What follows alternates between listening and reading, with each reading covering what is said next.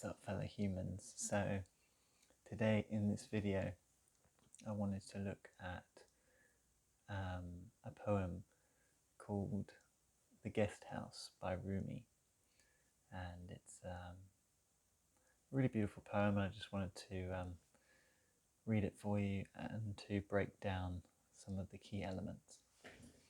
So I'll just bring it up.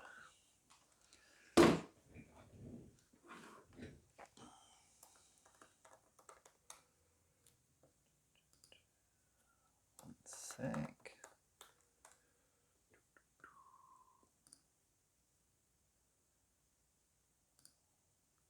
Here it is. So, the guest house. This human being is a guest house. Every morning, a new arrival. A joy, a depression, a meanness. Some momentary awareness comes as an unexpected visitor. Welcome and entertain them all, even if they are a crowd of sorrows, who violently sweep through your house, empty of its furniture. Still, treat each guest honourably. He may be clearing you out for some new delight. The dark thought, the shame, the malice, meet them at the door, laughing, and invite them in. Be grateful for whatever comes, because each has been sent as a guide from beyond. Wow, it's a beautiful one, this, from Rumi. So we'll start off with the first verse. So this human being is a guest house. Every morning a new arrival. So he sees it's the metaphor for a human being as a house, and every morning or the start of each new day, there's a new arrival, and these new arrivals are thoughts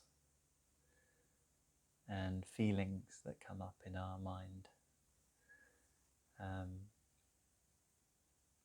He presses on and says, a joy, a depression, a meanness. So he talks about the thoughts and thought processes that kind of rage and race through our minds every day. Some momentary awareness comes as an unexpected visitor. So they're all these thoughts that we have in life, they're all unexpected visitors. And in the next parts of the poem, he gives guidance. Welcome and entertain them all. So all these thought processes, anger, sadness, depression, anxiety, thoughts of not being good enough, of perfectionism. The trick really is to embrace and accept them all, even if they are a crowd of sorrows who violently sweep through your house, empty of its furniture. So some thoughts really are like that. They sweep through our being and they take us over for a time. Anger is such a thought and a feeling that does that. It's sort of like you become someone else when you're angry. And he talks about these crowd of sorrows sweeping through the house and emptying the furniture. And still, treat each guest honourably. He may be clearing you out for some new delight. So every hurricane or tornado or tsunami of feelings and emotions and thoughts is all coming to pass. It's all sweeping through our houses or our beings, and as quickly as it's there, it's also gone. And he says to pay attention, because this may be clearing you out for some new delight. So after the storm comes the rainbow. After the chaos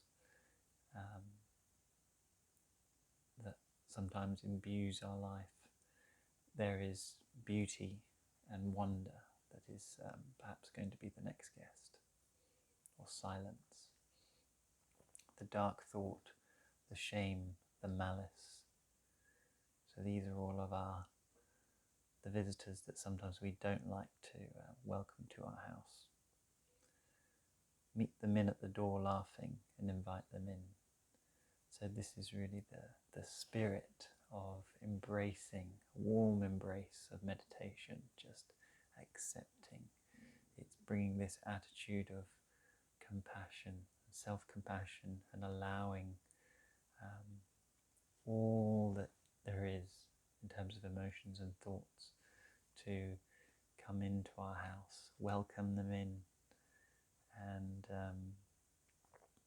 more so than that, to meet them at the door laughing. So to meet them with the beautiful sense of joy and welcoming.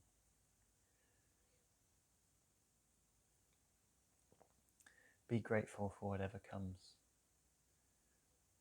because each has been sent as a guide from beyond.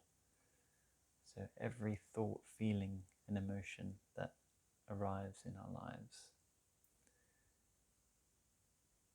we have to embrace it and be grateful for all of it, because as Rumi sees it, these are all guides. Our thoughts are basically like our conscience speaking to us, guiding us through life.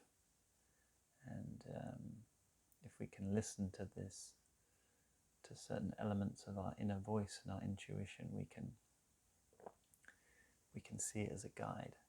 And even sometimes the anger and the depression and the anxiety, the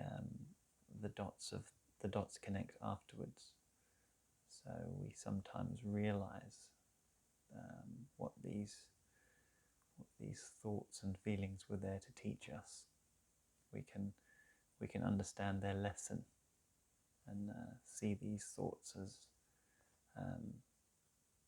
potential wisdom after the fact. And if we're able to, true wisdom is really being able to accept and invite them into our being without being completely overwhelmed by them. Just being okay with what is in every moment. So it's a beautiful poem that really encapsulates this feeling of the objective of meditation and life just is being aware and being compassionate and just allowing things to unfold, flowing with life and not trying to resist or fight our angry thoughts, just embracing and